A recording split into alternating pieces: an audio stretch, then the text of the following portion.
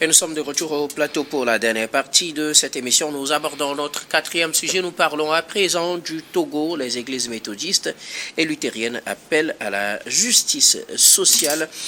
Les églises méthodistes du Togo et l'église évangélique luthérienne du Togo, dans un appel en date du 25 juillet, se prononcent sur la situation sociopolitique au Togo. Dans cet appel, les églises s'adressent aux différentes communautés, aux citoyens togolais, hommes et femmes, et de la diaspora également. Ils se prononcent sur la situation et appellent à beaucoup plus de paix et de justice sociale, et que toutes les actions amènent vers la paix au Togo. Le message, je ne pourrais pas en donner une totale lecture. Ils sont partis sur la base d'un constat. Ils ont appelé à faire ou à chercher plutôt, à faire le bien et à chercher la justice, à protéger l'opprimé, à faire droit à l'orphelin, à défendre la veuve. Voilà les grandes parties de cet appel. Nous en parlons avec nos invités en date du 25 juillet. Les responsables des églises méthodistes et luthériennes du Togo ont appelé à beaucoup plus de justice pour les Togolais. Nous en parlons avec vous, vous le savez, pour le quatrième sujet. La parole est à qui veut la prendre en premier pour ses observations, ses analyses. Chers invités Dieudonné et Samir, la parole est à vous. Qui veut donc, comme toujours, la parole au quatrième sujet, ça traîne et à un moment donné... on la ramasse. Et donc je la ramasse. Okay, allez-y, Dieudonné. Vous voyez, d'entrée de jeu, permettez que je tire un coup de chapeau à l'église méthodiste évangélique et l'église évangélique luthérienne. Vous voyez, j'invite les téléspectateurs à lire ce courrier, à lire d'ailleurs ce communiqué. C'est un communiqué assez fourni, du fond comme la forme, avec une hauteur assez éloquente. Des mots bien soignés et aussi bien orientés, qui ont tout leur sens. Et donc, un communiqué du genre relève du niveau des auteurs qui l'ont écrit, qui sont partis d'un diagnostic sérieux sans complaisance pour arriver à des propositions très concrètes. Je me dis qu'il est temps que l'Église prenne ses responsabilités et fasse la part belle de la situation qu'elle vit, qu'elle ressent, parce qu'elle a un rôle à jouer dans la cité. Je m'en tiens essentiellement à la terminologie de la justice sociale. Et là, permettez que je fasse une petite pédagogie sur ce qu'on entend par la justice sociale. La justice sociale est donc un concept qui vise à promouvoir l'équité, l'égalité des droits et des opportunités pour tous les individus au sein d'une société. Elle se concentre sur la redistribution équitable des ressources, des droits et des responsabilités aussi. Cherche à corriger les inégalités qui existent en raison des facteurs tels que la classe sociale, le genre, l'origine, l'éthique, l'âge, le handicap et d'autres caractéristiques. Voilà ce qu'on entend par la justice sociale. Et essentiellement, elle est basée sur des principes comme l'égalité, l'équité, la participation, la solidarité et les droits humains. Voilà les fondamentaux de la justice sociale. Alors aujourd'hui, si l'église méthodiste, l'église évangélique appelle à la justice sociale au Togo, vous comprenez que tous ces fondamentaux, tous ces principes sont mis en jeu et sont donc à respecter. Cela voudrait dire ces bases-là sont faussées dans nos sociétés et notamment parce qu'on parle du Togo, ces bases sont lésées, ces bases sont négligées. Les bases de la justice sociale au Togo, malheureusement, sont kikinées et il y a lieu quand même de remettre les pendules à l'heure, d'où la responsabilité de l'Église de rappeler cela à tous les citoyens togolais, notamment les premiers responsables du pays, que ce soit du côté rouge ou du côté blanc. De toutes les façons, il faut que chacun joue véritablement son rôle afin qu'on arrive à atteindre l'objectif de la justice sociale. Une fois que la justice sociale sera rétablie dans une communauté, je pense qu'on dira à bas aux violences, à bas au mauvais traitement, à bas aux situations inhumaines. La justice sociale est donc le socle de toute bonne gouvernance, je ne dirais pas démocratique, mais je parlerai d'une bonne gouvernance et basée sur la justice sociale. Malheureusement, aujourd'hui, on prône beaucoup plus une justice politique au détriment de la justice sociale. Et d'où les enjeux auxquels nous faisons face. Alors si l'Église appelle sans complaisance à respecter et à faire asseoir encore une justice sociale dans la communauté, notamment au Togo, je pense que cet appel est à prendre au sérieux. Et moi, j'ai lu ce communiqué avec une profonde admiration et je le dis, j'invite encore les uns les autres à lire ce communiqué avec une attention particulière. Les mots sont bien choisis et très orientés pour exprimer ce que véritablement un Togolais peut ressentir dans la situation actuelle, sans détour, je le dis bien, sans détour.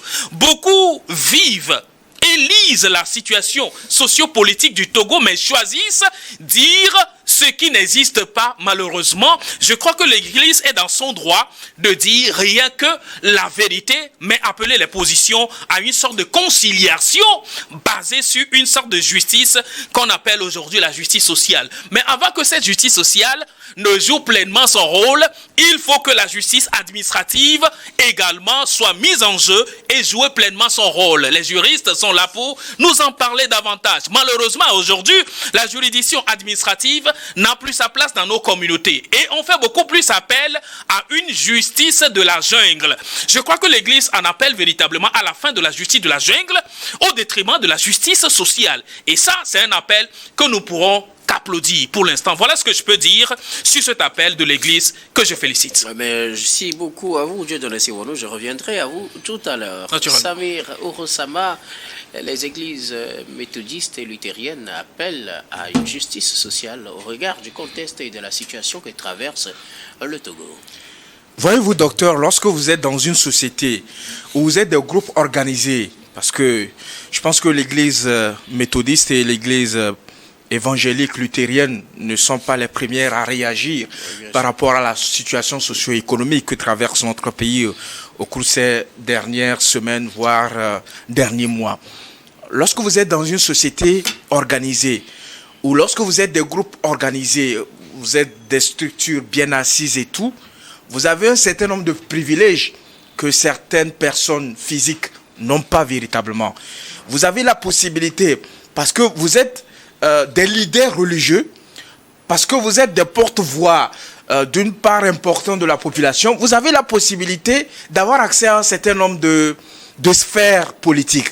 Vous avez la possibilité d'avoir accès à un certain nombre de sphères administratives. Vous avez la possibilité d'être reçu, d'être écouté et de transmettre un certain nombre de messages acquis de droit véritablement. Sauf que dans notre pays, nous sommes habitués à ces sorties spectaculaires. C'est-à-dire que vous avez des groupes ou des groupements de personnes, voire des structures bien assises, bien organisées, qui choisissent véritablement, je dirais délibérément, d'alimenter encore davantage la situation socio-économique, parce que ce n'est pas parce que vous n'avez pas réagi publiquement, ou vous ne vous êtes pas exposé publiquement, que ce que vous avez comme observation, ce que vous avez comme proposition, lorsque vous choisissez la voie du plaidoyer, lorsque vous choisissez la voie de la diplomatie, lorsque vous choisissez la voie de la discrétion, que vous n'avez pas joué votre partition ou vous n'avez pas joué votre rôle. Je pense que nous n'allons pas les en vouloir pour avoir choisi de réagir publiquement, parce qu'ils avaient également l'autre possibilité d'aller à la rencontre des autorités togolaises qui ont toujours montré une certaine volonté d'écoute, une certaine volonté de prendre en compte les différentes préoccupations exprimées par un certain nombre de nos concitoyens, notamment un certain nombre d'organisations, du moins religieuses véritablement. Vous avez les catholiques qui ont également des structures bien organisées qui sont reçues, la conférence des évêques du Togo, qui sont régulièrement reçues par les autorités de notre pays. Vous avez l'Union musulmane du Togo qui est aussi régulièrement reçue par les autorités de notre pays. Vous avez également ces églises-là, méthodistes et tout ce que vous connaissez comme confession religieuse de notre pays, qui sont régulièrement aussi reçues par les autorités. Et vous savez qu'un certain nombre de transformations sociales, un certain nombre de réformes qui ont été opérées ont été grâce à la contribution de ces groupes organisés donc de notre société, de ces confessions religieuses-là, même si à un moment donné, elles ont choisi la voie de la discrétion. Donc c'est pour dire qu'en fait, sur la forme, sur la démarche entreprise, on peut dire quelque chose, on peut trouver quelque chose à dire, mais on ne peut pas les en vouloir d'avoir choisi la voie spectaculaire, la voie du, je dirais, la voie publique, véritablement, de pouvoir réagir dans ça.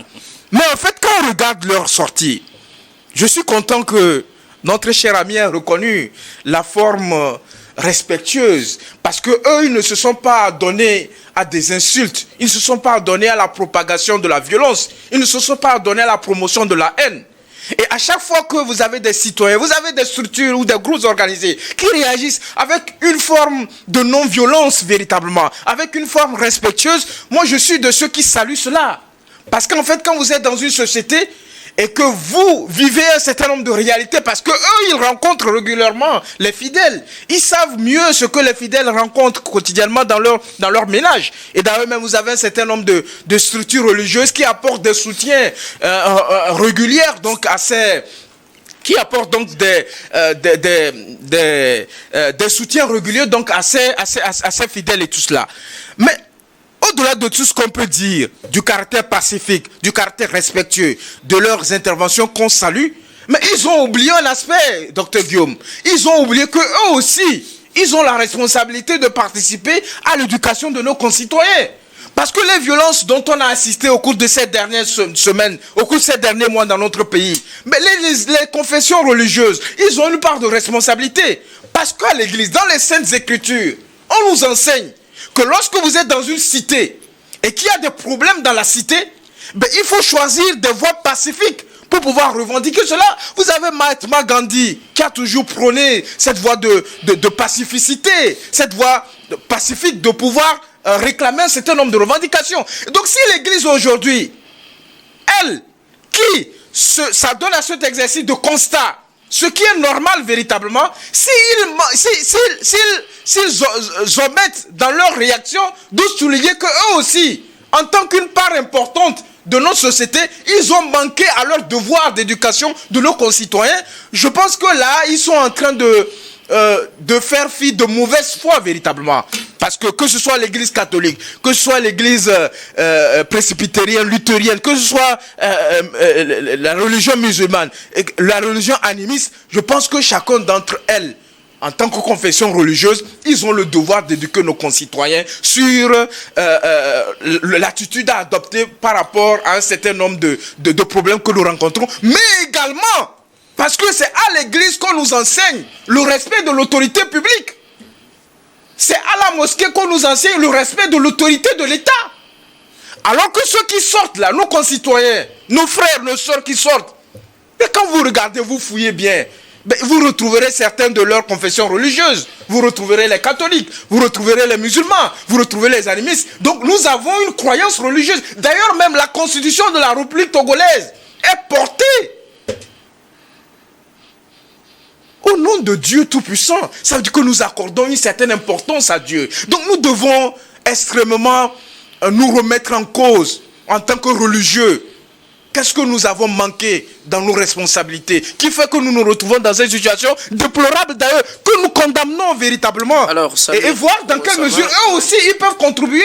Parce que les solutions dont ils ont proposées dans leur communiqué, faire du bien, mais qu'est-ce que eux ils proposent de faire véritablement dans cette quête de la justice sociale? Au-delà des remontrances, au-delà des propositions de solutions, quel rôle les confessions religieuses doivent jouer pour arriver à cet idéal-là? Alors, Samir Ourossama, pour récapituler, vous trouvez que c'est une manière spectaculaire de se prononcer sur la question d'abord, et aussi le contenu, vous pensez qu'ils n'ont pas souligné, eux, leur part des responsabilités. Alors, sur la forme, vous auriez aimé qu'ils ne fassent pas un communiqué, et s'ils avaient choisi de faire un communiqué, qu'auriez-vous aimé qu'ils mettent dedans? Ben, tout ce qu'ils ont raconté, je ne suis pas contre ça. Et je vous ai dit, j'apprécie toujours nos concitoyens ou des structures organisées qui s'exprime sur la situation socio-économique, socio-politique de notre pays dans une forme respectueuse, sans promotion de la haine, de la violence. Et ça, ils l'ont toujours fait. De la même manière, nos amis catholiques ont toujours montré également cette bienveillance également dans leurs différentes sorties. Mais ce que je reproche et qui ne figure pas dans leurs différentes sorties, c'est qu'ils, je ne sais pas s'ils le font exprès, mais ils omettent toujours de souligner que eux, en tant qu'autorité morale, ils ont aussi des responsabilités qu'ils n'ont pas su jouer au moment opportun. C'est ce qui fait que quand on fait la jonction de tous ces éléments-là, qu'on se retrouve dans cette situation. Ok, donc ce qui prévaut comme situation aujourd'hui est dû aussi au fait que les églises ont manqué leur devoir. Les confessions religieuses de façon globale. Parce que quand on dit église, on fait une certaine discrimination. Les confessions religieuses. Parce que nos sœurs, nos frères qui sont sortis dans les rues, il y avait de plusieurs sortes de confessions religieuses. Merci beaucoup. À vous, Samir Dieudonné, vous vouliez réagir entre-temps. C'est votre moment de parole. Non, mais écoutez, c'est très difficile de forcer des argumentaires. Et c'est ce que je suis en train de voir dans l'intervention de mon ami Samir. Je vous fais quand même économie de revenir sur tous vos points, mais je vous lis un petit paragraphe du communiqué de ce regroupement religieux. Nous rappelons que la réponse à la violence est toujours plus que... Bon, la réponse à la violence est toujours plus de violence et que la violence nous enlève notre humanité. À cet effet, nous désapprouvons l'usage de la violence sous toutes ses formes, d'où qu'elles viennent, en nous invitant chacun et chacune à ce qui le concerne à développer des habitudes de bonté, de générosité, de bienveillance envers ses frères et sœurs. Ça veut dire beaucoup de choses. Qu'est-ce que vous voulez que les ecclésias, comment dirais-je, les religieux, entre guillemets, disent au-delà de ce qu'ils ont dit? Il voudrait qu'ils disent qu'ils ont manqué leur devoir moral. Quel est le devoir moral? Qu'est-ce que l'Église enseigne? L'éducation des citoyens, des fidèles. Qu'est-ce que vous en savez? Vous avez déjà fait toutes les doctrines, toutes les paroisses pour comprendre qu'on n'enseigne pas aux fidèles. Écoutez, si nous avons aujourd'hui une société paisible, c'est que les églises jouent un grand rôle. Les mosquées jouent un grand rôle. Les couvents jouent un grand rôle. Excusez-moi. Cela voudrait dire, on nous enseigne la moralité, le vivre ensemble, le pacifisme. Mais à un moment donné, lorsque on est face à une situation où on veut réclamer un certain nombre de choses, je pense que la stratégie à le faire dépend des individus en face de qui on est. Je ne crois pas que l'Église ou alors les religieux avaient encouragé une sorte de violence. Au contraire, il appartient à l'Église de désavouer et de dénoncer les violences. Voilà pourquoi l'Église dit, d'où qu'elles viennent des civils ou alors de la population ou alors ceux qui ont le monopole de cette violence, l'Église dit, cela n'est pas permis car cela enlève de nous une sorte d'humanité et les conséquences, nous les connaissons. C'est ça le rôle de l'Église. L'Église a toujours éduqué. L'Église n'a jamais appelé à la violence. J'ai jamais dit ça. Très bien. Alors, qu'est-ce que vous pensez que l'Église aurait pu faire? L'Église n'est pas un temple où on appelle tous les citoyens à un mode de vie donné. Vous venez de dire, il y a différentes sortes d'associations religieuses. Et je ne pense pas que la moralité est proscrite au sein de ces associations religieuses. Ce n'est que la bonne moralité qui a été enseignée. Ici, on parle des questions sociales. Donc pour vous, l'Église n'a pas sa part de responsabilité. Les confessions religieuses n'ont pas leur part de responsabilité sur la situation dont nous traversons. C'est l'Église qui a appelé à ce que les gens disent qu'on a faim.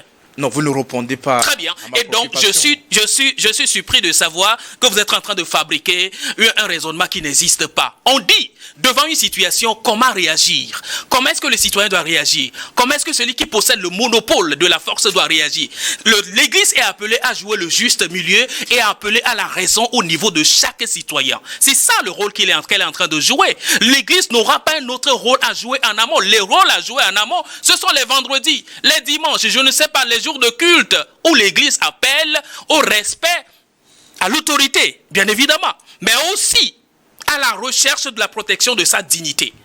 Et donc, l'Église n'endort pas les consciences, mais l'Église éveille aussi les consciences. Bien évidemment. Et l'Église accompagne tout citoyen pour le vivre ensemble. Et aujourd'hui, c'est face à un constat que l'Église dresse un bilan. Qu'est-ce que vous voulez? S'il n'y avait pas cette situation, l'Église ne sortirait pas. Là, vous parlez d'une sortie spectaculaire. Vous seuls savez ce que vous mettez dans le spectaculaire. Je ne crois pas que ces gens-là, avec leur niveau assez élevé, dans la rédaction de ce communiqué, auraient juste fait de la propagande médiatique et ne vont pas vouloir déposer un rapport après au niveau des personnes indiquées ou alors aux endroits indiqués. Alors, en même temps qu'on fait part de ces ressentis face à la situation, il faut que le public le sache. Et il faut également que les responsables aussi soient au courant. Et je pense que les rapports seraient bien déposés pour faire la part des choses et que chacun prenne ses responsabilités. Alors chercher aujourd'hui à accuser cette sortie, pour moi, serait de la mauvaise foi que vous dénonciez. La mauvaise foi, c'est de refuser de reconnaître une réalité. Lorsqu'il y a l'autre manière de faire la chose, mais qu'on refuse de le faire, quelqu'un qu'on appelle une troisième voie doit appeler tout le monde à la raison. Et je crois que c'est le rôle que l'Église... Bien sûr, je peux reprocher à l'Église d'avoir joué tardivement cette sortie. Mais ce retard est justifié par la teneur du communiqué que moi je viens de lire, en quelque sorte. Merci beaucoup. Dieu donne sur nous, Samir, quelque chose à ajouter? Ben écoutez, Guillaume, je voudrais rassurer mon ami Dieudonné que je n'ai jamais tenu des propos contraires à ce qui a été mis en exergue dans ce communiqué par cette confession religieuse-là. Je n'ai jamais mis en cause le constat qu'ils ont fait, les approches de solution. J'ai juste observé qu'ils ont omis de souligner que eux, en tant qu'une composante de notre société, ils ont manqué à leur devoir moral. Qu'est-ce qui vous donne cette raison de le dire? Le deuxième élément, je pense qu'il est important que lorsque nous nous retrouvons dans une situation, que nous ne nous laissons pas emporter par nos émotions. Parce qu'en fait, les grandes réalisations qui ont été réalisées, les grandes réalisations qui ont été opérées dans le monde entier, les grands changements structurels qui ont été opérés dans la discrétion. Ce n'est pas la propagande qui changera quoi que ce soit. Ce n'est pas le m'as-tu vu qui va faire que les préoccupations que nous tous nous connaissons, parce que ce qu'ils ont dit dans leur communiqué n'est pas nouveau. Les questions de vie chère, les questions d'impunité, les questions de lutte contre la corruption, les questions de prisonniers, de faire en sorte qu'on puisse retrouver cette cohésion sociale-là en appelant à la libération des personnes qui se sont retrouvées dans les centres pénitentiaires à l'occasion donc de ces manifestations politiques dans notre pays. Ce n'est pas nouveau.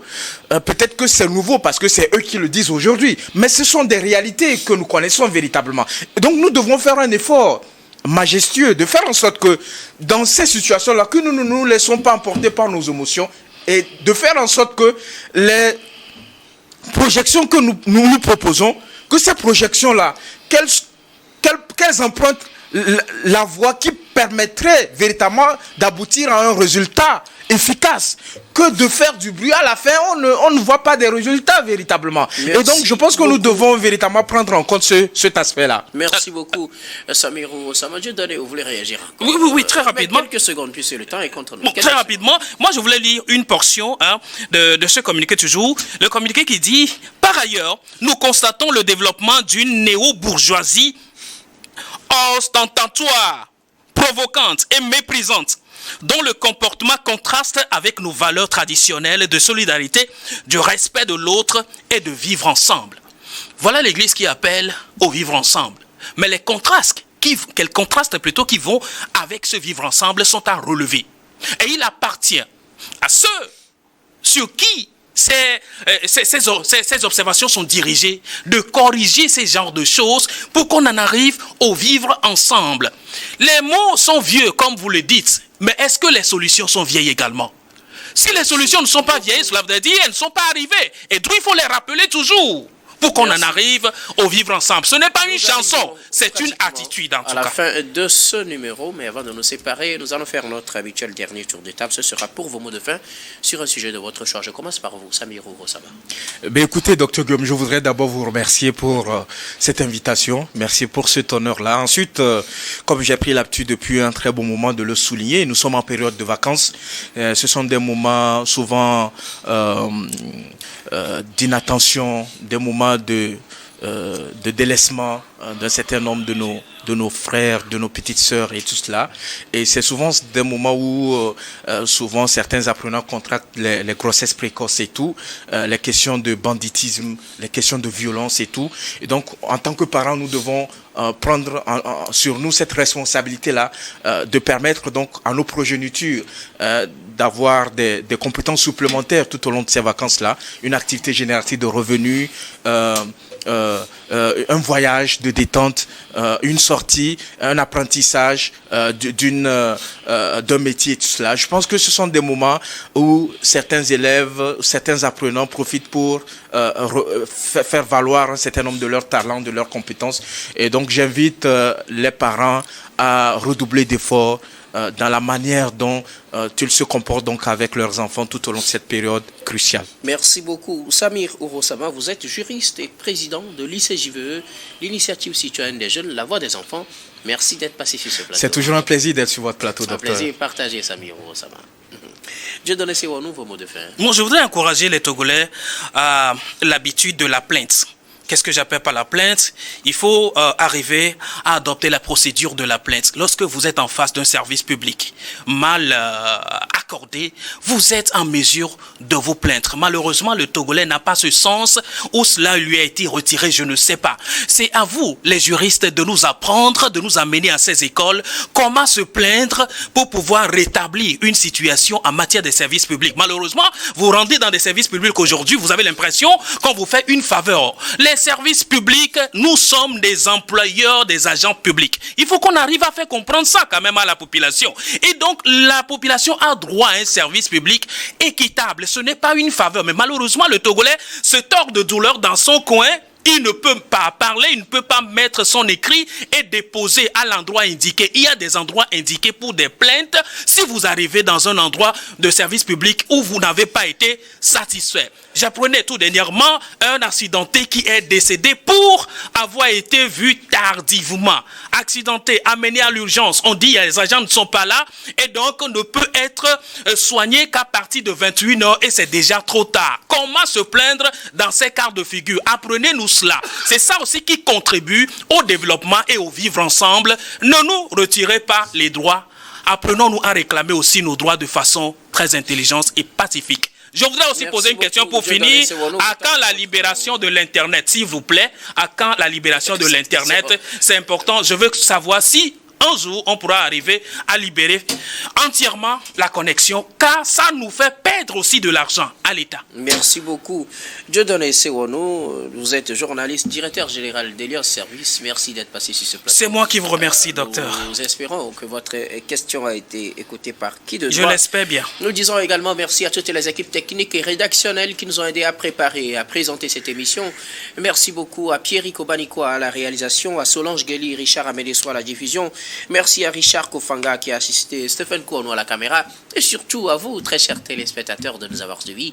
C'est la fin de ce numéro de Regard Croisé. Je vous retrouve demain avec le même plaisir pour un autre numéro.